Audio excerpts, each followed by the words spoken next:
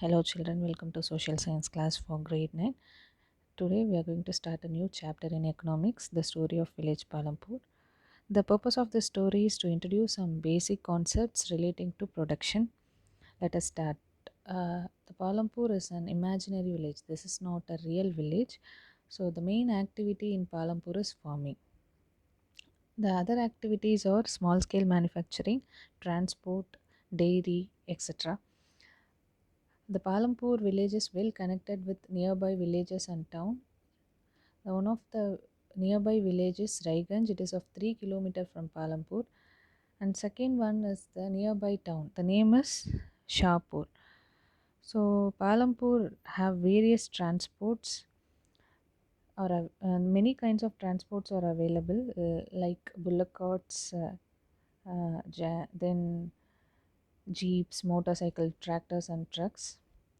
Palampur has two primary school and one secondary school. The Palampuras also have one primary health center. It is run by the government and there is a private dispensary also. Let us start with organization of production. We need four parts for giving a good production. So one is land, labor, physical capital, human capital. This physical capital is of two parts. One is fixed capital and working capital. Let us learn one by one. Land. We all know land is the important part of production.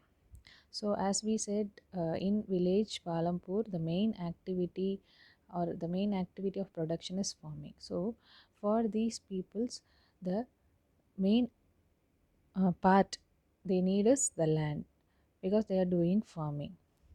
So, first requirement is land. This includes the other natural resources such as water, minerals, forest, etc. The second requirement is labor. So, labor is the important part of the production. So, some production activities require highly educated workers to perform the necessary tasks, and other activities require workers who can do manual works alone. The third one is the physical capital. It includes two. One is the fixed capital, another one is the working capital.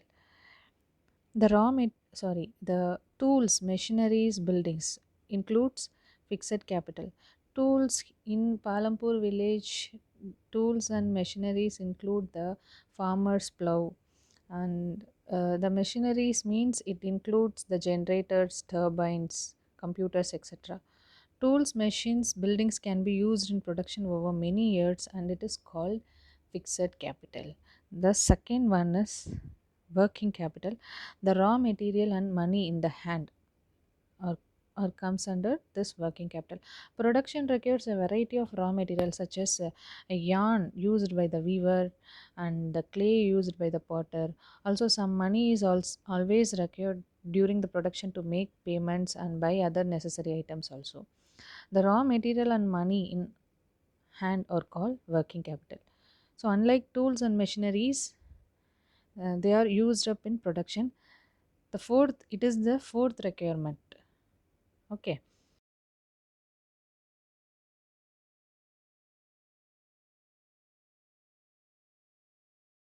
Skills and knowledge